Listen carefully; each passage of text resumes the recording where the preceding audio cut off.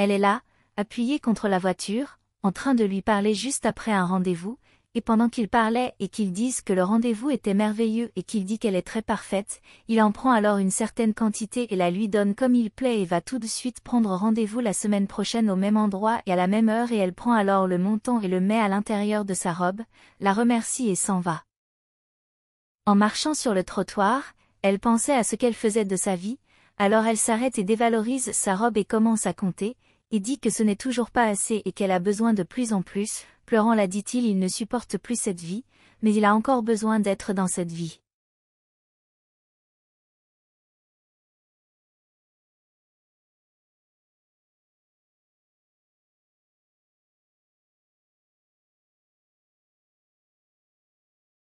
Elle continue à marcher pensivement sur le trottoir et à remuer ses cheveux du bout des doigts. Lorsqu'elle arrive devant l'immeuble, elle trouve la femme pour qui elle travaille, et elle dit bientôt qu'elle avait vraiment besoin de parler à la fille.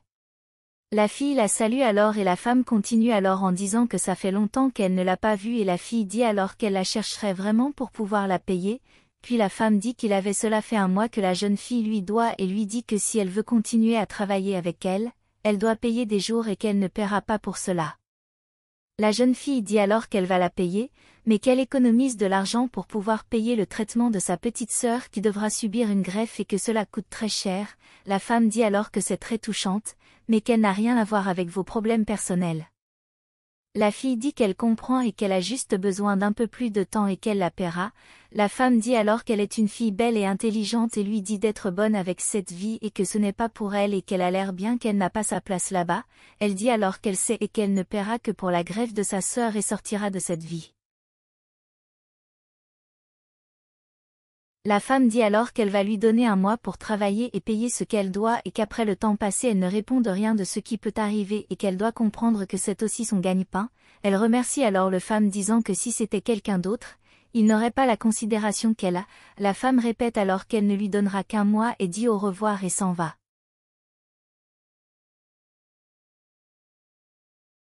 La fille est là à l'agonie ne sachant pas quoi faire à ce moment-là en criant adieu à l'aide puis elle va à son point pour voir si elle peut avoir un autre client.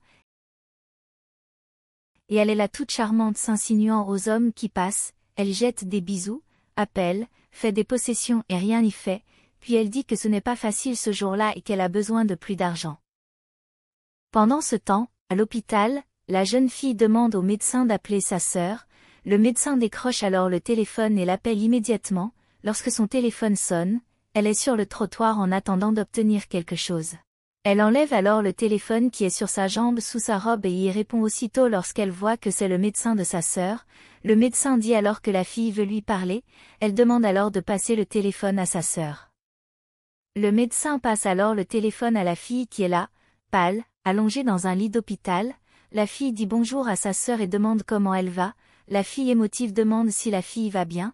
La fille dit qu'elle a manqué beaucoup et demande quel jour elle va à l'hôpital pour lui rendre visite. La fille dit alors qu'elle travaille dur pour obtenir l'argent pour le traitement, mais dit que dès qu'elle le pourra, elle ira à l'hôpital parce qu'elle manque tellement elle aussi.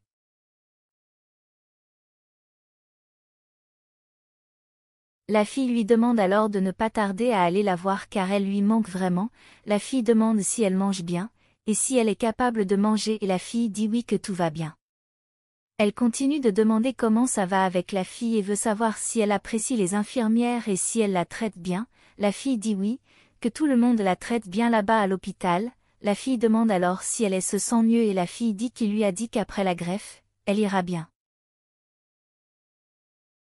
La jeune fille dit alors oui et que ce sera très bientôt qu'elle travaille et se bat pour que cela se produise. La jeune fille dit alors qu'elle doit raccrocher et demande à sa sœur de ne pas tarder à aller la voir. Elle dit qu'elle va bien et qu'elle le fera aussi vite qu'elle le pourra. La fille dit alors au revoir à sa sœur en disant qu'elle l'aime. La fille dit qu'elle l'aime beaucoup aussi et lui demande de ne jamais oublier et dire au revoir raccroche le téléphone. À ce moment, la fille se désespère et se met à pleurer et se penche là-bas en mettant ses mains sur sa tête. Peu de temps après, elle est à un autre point, maintenant sous un arbre, elle fait signe et s'insinue aux hommes qui passent là, puis une voiture s'approche, et la voyant là, le conducteur de la voiture. Elle souffle alors un baiser et l'appelle, mais quand il ouvre la fenêtre, il la reconnaît et l'appelle par son nom, elle prend peur et commence à se redresser quand elle voit qui est dans la voiture, Elle le salue alors avec un salut et il demande alors ce qu'elle fait là. Elle s'approche et dit tout timide qu'elle est là.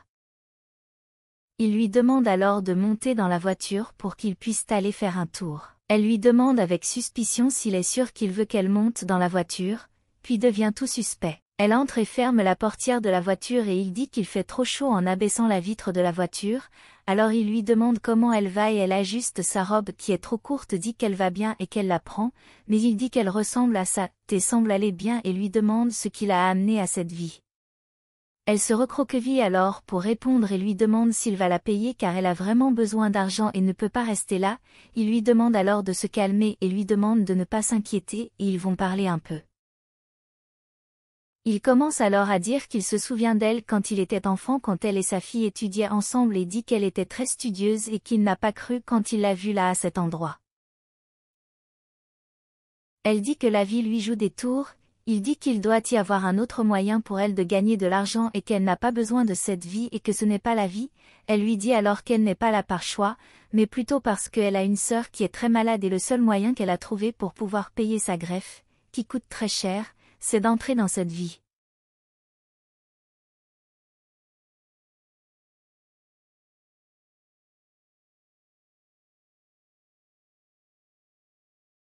Il est alors impressionné par tout ce qui lui arrive et que tout cela est très triste. Elle dit que malheureusement, mais qu'elle n'a pas d'autre choix.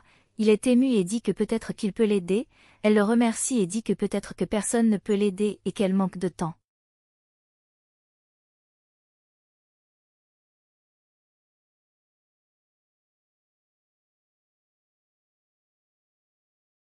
Puis il dit qu'il a des amis médecins et qu'il peut peut-être trouver un moyen avec eux d'anticiper la greffe de la fille.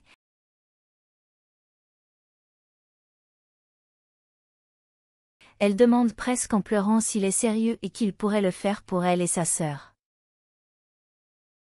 Il confirme que oui et qu'il la connaît depuis si longtemps et que ce serait le moins qu'il puisse faire et qu'il parlera à ses amis et qu'au moins qu'il le fera et dit qu'il ne promet rien, mais qu'il croit que cela fonctionnera car ils seront votre ami et que Dieu vous aidera et qu'il fera sa part en leur demandant de voir s'ils peuvent faire la greffe de la fille.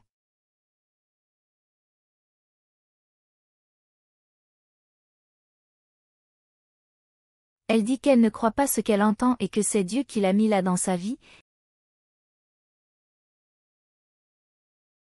Il dit que ce n'est rien et qu'il va l'aider. Elle dit alors que sa fille doit être très fière de son père et lui alors lui demande si elle ne savait pas ce qui est arrivé à sa fille. Elle, sans rien savoir, demande de quoi il parle.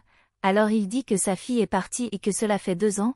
Elle devient émotive et dit qu'elle ne le croit pas en disant qu'elle ne savait pas, alors demande ce qui s'est passé.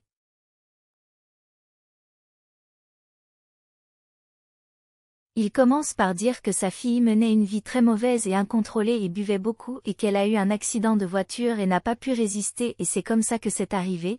Elle dit ensuite qu'elle est désolée et c'est une grande tristesse.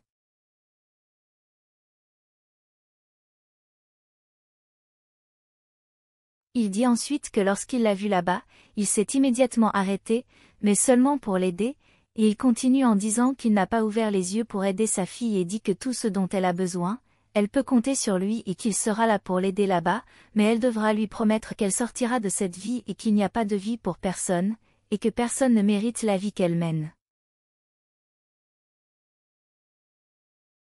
Elle promet alors qu'elle sortira de cette vie et il dit qu'il appellera ses amis pour qu'il avance sa sœur afin qu'elle n'ait pas à faire la queue à l'hôpital et qu'il y a beaucoup de bureaucratie et qu'il est sûr que tout ira bien.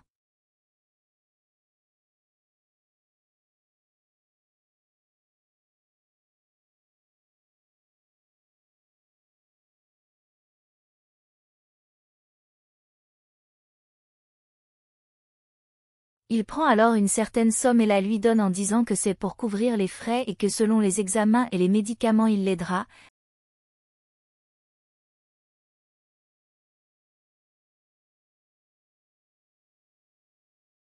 Elle dit que tout va bien et dit qu'elle ne sait pas comment le remercier et quoi qu'il fait pour elle serait comme être un père pour elle et sa sœur. Il dit que la façon dont elle peut le remercier est de retourner à l'école, de s'occuper de sa sœur et surtout de sortir de cette vie et dit qu'il ne veut plus la voir faire ce qu'elle faisait. Elle lui demande alors si elle peut le serrer dans ses bras en guise de remerciement. Il dit oui et qu'il l'aime beaucoup. elle le serre dans ses bras et le remercie à ce moment-là pour tout.